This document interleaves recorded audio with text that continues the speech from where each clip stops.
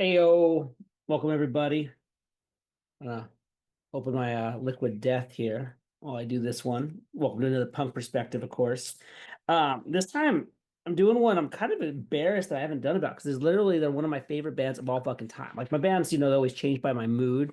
Um, but this is one that's gonna always stay in like the top two, top five maybe if I'm really changing my moods and I throw some other weird bands in there. Like I always got like No Effects, The Clash, The Pistols, Unseen, but one that's like almost all of it because it's like one of the big get me ins. Yeah, I like with death.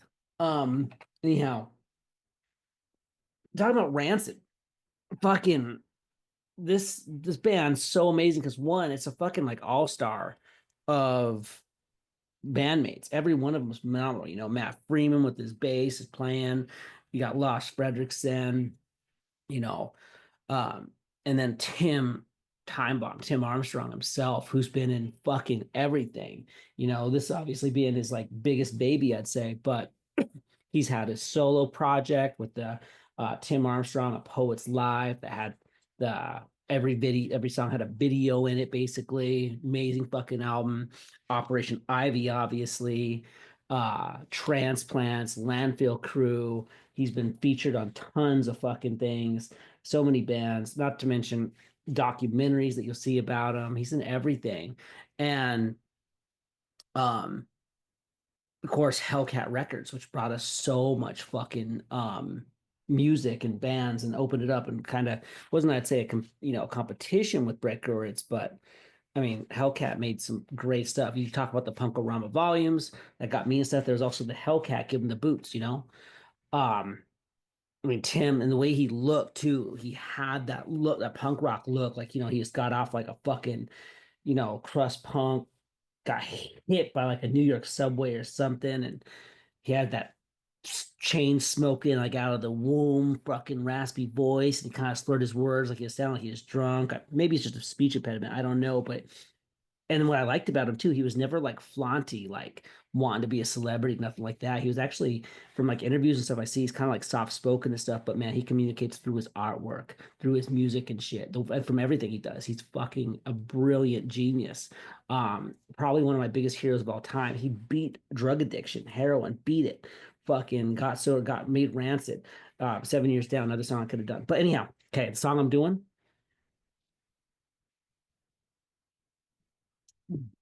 is the first song I remember that really fucking like hit me in the goddamn gut by Rancid, and that's Poison.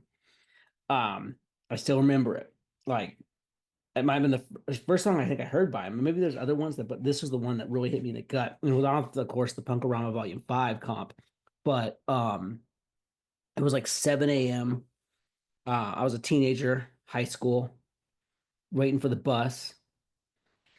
Like smoking cigarettes before it came and stuff. Probably acne in full bloom, of course, and fucking just boom, like a Molotov of destiny just hit my fucking ears. And it starts off, and if you know how this song starts off, Poison, um, with like Tim Armstrong doing this like growl or gruel, or like this like grunt, like just fucking boom, and then the guitars just fucking lightning hit you. It's a fast fucking song, like the whole album was, right? Like the then I got it right here. It's this one. Rancid self-titled 2000, the fucking Poison logo on it, kind of looking thing. And I used to hang this fucking shit with all the lyrics. There's a poster and stuff. I still have the tape from when it was on my wall at home. One of my goddamn Forsaken goddamn loved um records of all time. And um anyhow, um there's other ones to choose from too. There's GGF, which was a great song. I mean, the whole album just fucking kicks. The whole album is just fucking. It's like the garbage raccoon of Rancid records, probably punk albums, really, because this one's just it's fucking raw, fast, hits you. There's no fucking filler, um, and it's over. It's just very raw and uncut. And then going into Poison yet. So after you get that fucking like Hal Gruel, fucking Tim Armstrong there, he then starts singing this crazy poetry. And I remember one reason why it caught me off guard that day is in English class where we learned about, Geoffrey Chaucer's The Canterbury Tales about the story. That's what he starts right off with. He goes, The Canterbury Tales. He talks about how, three fools um fighting, killing themselves over a pot of gold.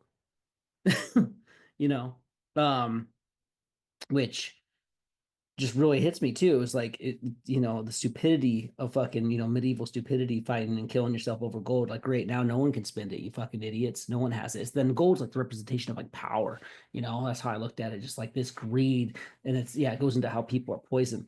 Um, and I remember, like I said, recently saw like a recent old Twilight episode, Twilight Zone episode, where it's like the same thing. These three people basically all kill themselves for gold. They go to the future, the guy's clutching onto his fucking gold like it was like a Build-A-Bear or something. Teddy bear, he's holding onto it as he's dying. And then the future people come over and see him and they think it's you know, really weird and kind of funny. Like, oh, the guy was talking about gold. Like, that hasn't been worth nothing since we learned how to, assembly line it or something. Like, it was like, so it comes into nothing. It's just a material. Which also, fun fact, Twilight Zone, Tim Armstrong was in a Twilight Zone episode too. Not obvious. It was one of the ones that was in the late 20 teens. Um, a guy from Key and Peele helps narrate. But yeah, Tim Armstrong's in that episode too. You should watch. It's cool. It's like this like crazy underwater, Arctic underwater, or they might be on a moon or something, but I forget. It's like this underwater fucking thing. Great episode. Tim Armstrong's in that too. Um, anyhow, yeah, the fucking lyrics to this song also go in talking about how like he's in his own private, Cold War with like spies around you and shit. And some people are poison under my arm, like heroin or opium. And what a fitting song being in like high school at that time too, where I was like this misfitted kid and people were very just like mistrusting and like, yeah, they'll kill you over gold. They'll kill you about betrayal. Um, and it made me realizing too, like at that time, like I should probably cut some negative fucking people in my life out. Like, why do I have to have? Because people are addictive. You get used to hanging out with them. Oh, they're my friends. This is what I'm gonna go do. I'm bored. But maybe you shouldn't. Maybe you should evaluate it. They're toxic. Why are we gonna live in this like little cold war of ourselves? People are poison. Some people are poison. Some people are poison. I didn't say everybody is. Some people are poison. Um, and so it was like a real great like influencer too to like keep positivity in my life. Like, I'm gonna live my life how I want to see fit. I'm not gonna chase that greed, chase that power. Um, because I don't want to wind up like those fools in Canterbury Tales. Or worse, a lot of other people, they're doing the same thing. They'll fucking stab back you in a fucking moment, like the Cold War thing. There's like spies and stuff like that going on. People at high school at the time, you have that vulnerability, whether it was to get with a chick or whatever. People will fucking talk shit on you, make up lies about whatever they can. They'll fucking. It was a ruthless fucking place. At least for me, being a misfitted fucking punk, punk poser kid, right? It was rough and the song just fucking hits, and it's one of those things that still goes, and it's so fast, like a minute song. I don't even know if it goes to a full minute. It's a fucking quick ass song, and the lyrics just hit you, and it fucking rocks. It's so fast, and it's not like it's like very. Um, I was in the right fucking mood when I heard that song too, because it really freaking hits. Anyhow, like I do, let me read you the lyrics, of course, which is very important. Um, I should have had this part ready for you all. Sorry, but it's quick. So, like Chaucer's Canterbury Tales, when three men find a pot of gold and end up killing one another in the name of greed. Some people are poison under my skin like opium, and I'll stare in their eyes just to annoy them. Oh, they're poison. Yeah, they're poison. Admission of liabilities. I'm living in my own private Cold War in a room full of spies, and I cannot find the door. Some people are poison under my skin like opium, and I'll stare in their eye to annoy them. Oh, they're poison. Yeah, they're poison. The violent aspects of tattered man. Let me respond to that if I can. Illuminated manuscripts written by hand, accusations have been made from the very beginning. Some people are poison under my skin like opium, and I'll stare in their eye to annoy them. Oh, they're poison, they're poison. Yeah, they're fucking poison. And it just fucking ends. It's like, oh, such a good song. So many good songs too. Low key, I am forever. These little fast fucking punk fucking short songs that have just been living in my fucking head, my life forever, man. Um, But that one, especially knowing Tim Armstrong had like a heroin problem, he's comparing how people are like that to him. I don't know what really goes on personal level for him on that. I'd love to pick his brain and hear what he ever has to say about the song. 'Cause he's very quiet, reserved. He speaks through the music, you know. That's always how Tim's kind of been. But sure, fucking had a message to me, man.